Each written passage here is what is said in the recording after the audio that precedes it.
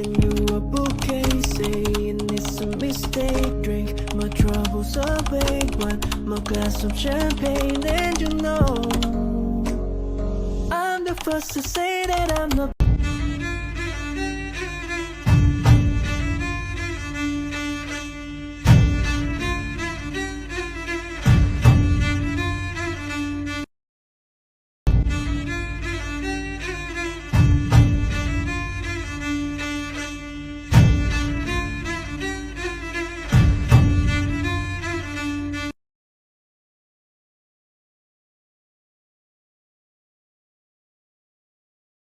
Di sini saya akan memberikan edukasi kesehatan tentang indikasi, dosis, cara penggunaan, dan efek samping dari obat dulkolak.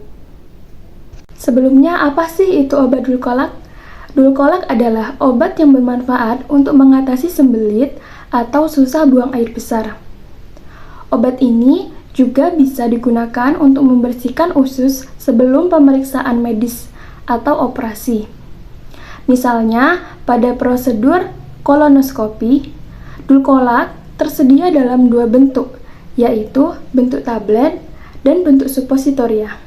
Selanjutnya yaitu indikasi dari obat dulkolak. Dulkolak mengandung bisacodil yang bekerja dengan cara merangsang pergerakan usus sehingga feses dapat terdorong untuk keluar. Selain itu, dulkolak juga dapat meningkatkan kadar air dalam feses sehingga feses lebih lunak dan lebih mudah dikeluarkan. Selanjutnya yaitu dosis dan aturan pakai dulkolak. Yang pertama, untuk dulkolak tablet, untuk dewasa dan anak lebih dari 12 tahun bisa mengkonsumsi 2-3 tablet per harinya. Dan untuk anak 6-12 tahun dapat mengkonsumsi 1 tablet per harinya.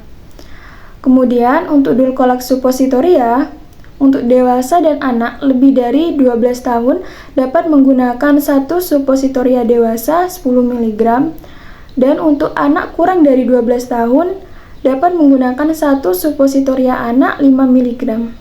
Selanjutnya yaitu cara penggunaan dulkolak dengan benar. Yang pertama, untuk dulkolak tablet sebaiknya dikonsumsi dalam keadaan perut kosong pada malam hari. Telan tablet secara utuh dengan bantuan air putih. Jangan membelah, mengunyah, atau menghancurkan obat. Jika baru saja mengkonsumsi susu atau produk olahan susu, tunggu hingga lewat 1 jam sebelum mengkonsumsi dulkolak tablet untuk menghindari efek samping lambung perih, kram, serta mual. Kemudian yang kedua, untuk memasukkan dulkolak suppositoria. Buka kemasan dan berbaring menyamping ke kiri dengan lutut kanan dilipat ke arah dada. Masukkan obat secara perlahan ke dalam dubur dengan telunjuk. Lalu dorong pelan-pelan hingga 1 ruas jari Anda masuk ke dalam dubur. Jangan lupa untuk mencuci tangan setelahnya. Setelah itu, tetap berbaring selama 15-20 menit hingga muncul rasa ingin buang air besar. Jika Anda kesulitan untuk memasukkan suppositoria, ujung tablet suppositoria dapat dibasahi dengan air terlebih dahulu. Selanjutnya yaitu efek samping dan bahaya dulkolak. Yang pertama, nyeri atau kram perut. Yang kedua, mual. Yang ketiga, diare.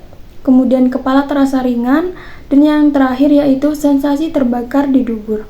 Bila efek samping tersebut tidak kunjung reda, segera periksakan diri ke dokter.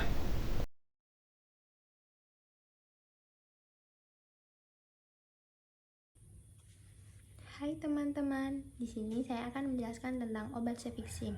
Apa itu obat Cefixim? Obat Cefixim adalah obat golongan antibiotik saluran cerna. Antibiotik sendiri memiliki arti menghambat pertumbuhan bakteri. Jadi Cefixim di sini adalah menghambat pertumbuhan bakteri di bagian saluran cerna. Nah, cara minum obat Cefixim adalah 2 kali sehari. Dosis dewasa dan anak-anak berat badan lebih dari 30 kg adalah 50-100 mg 2 kali sehari, sesudah atau sebelum makan. Diberikan per oral. Jika keadaannya sudah parah, maka dapat diberikan per oral 200 mg. Nah, Obat cefixim ini karena termasuk golongan antibiotik, maka harus dihabiskan. Mengapa? Karena obat tersebut jika tidak dihabiskan, tubuh kita akan mengalami resistensi obat. Apa itu resistensi obat?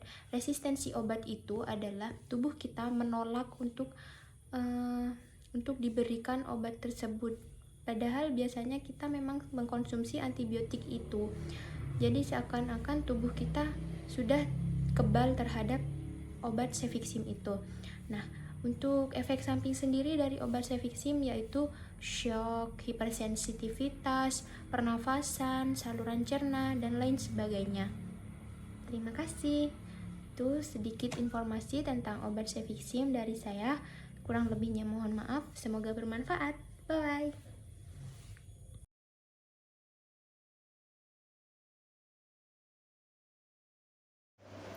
Halo, saya akan menjelaskan mengenai obat Ventolin inhaler. Apa sih obat Ventolin inhaler itu? Obat Ventolin inhaler adalah obat untuk asma yang hanya boleh dibeli dengan resep dokter.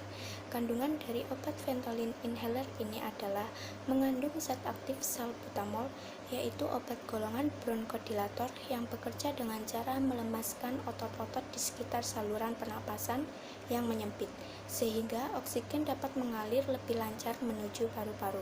Dengan begitu, sesak napas bisa membaik dan napas berangsur kembali ke normal. Untuk dosis dan aturan pakai Ventolin inhaler ini, yang pertama adalah meredakan bronkospasme akut.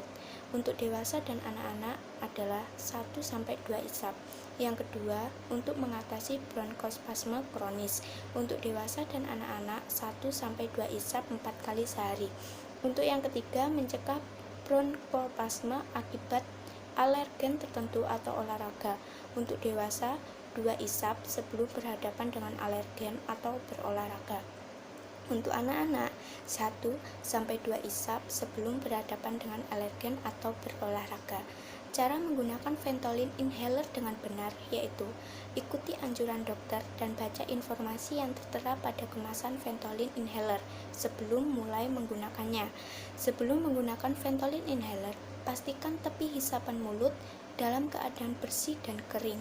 Lalu kocok inhaler. Selanjutnya, langkah pertama untuk menggunakan obat adalah menghembuskan napas sebanyak-banyaknya.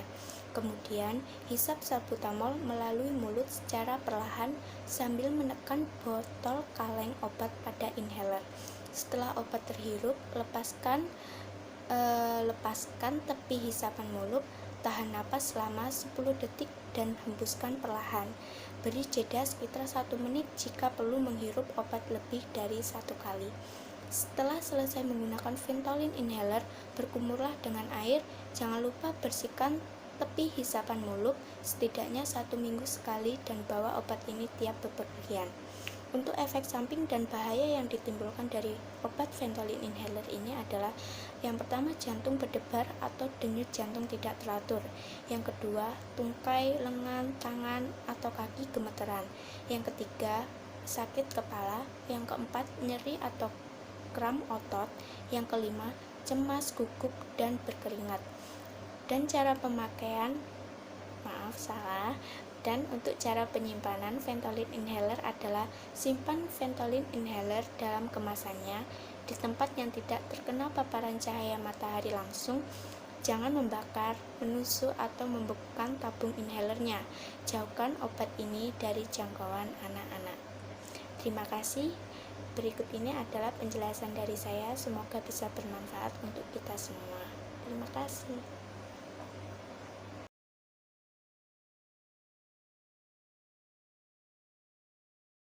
Di sini saya akan memberikan edukasi kesehatan tentang indikasi, dosis, cara penggunaan, dan efek samping dari obat parasetamol.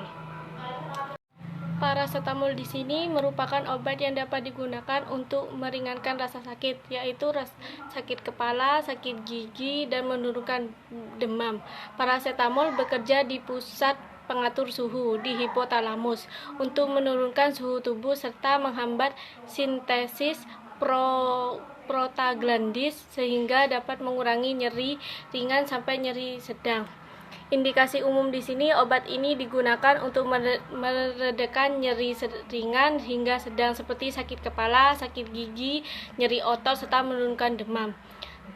Untuk dosis di sini kalau untuk dewasa itu 1-2 kaplet diminum 3-4 kali per harinya. Penggunaan maksimumnya itu adalah 8 kaplet per hari. Sedangkan kalau untuk anak-anak di umur 7-12 tahun yaitu setengah tablet atau 1 kaplet diminum 3-4 kali per hari. Penggunaan dosis maksimumnya itu 4 kaplet per hari. Untuk aturan pakai itu obat dapat diminum sebelum atau sesudah makan. Efek samping dari paracetamol yaitu memiliki efek samping tertentu dan sesuai dengan masing-masing individu. Jika terjadi efek sampingnya berlebihan dan berbahaya, harap dikonsultasi kepada tenaga medis. Efek samping yang mungkin terjadi yaitu dalam penggunaan obat, penggunaan untuk jangka waktu lama, dan dosis besar dapat menyebabkan kerusakan fungsi hati, reaksi hipersensitif atau alergi.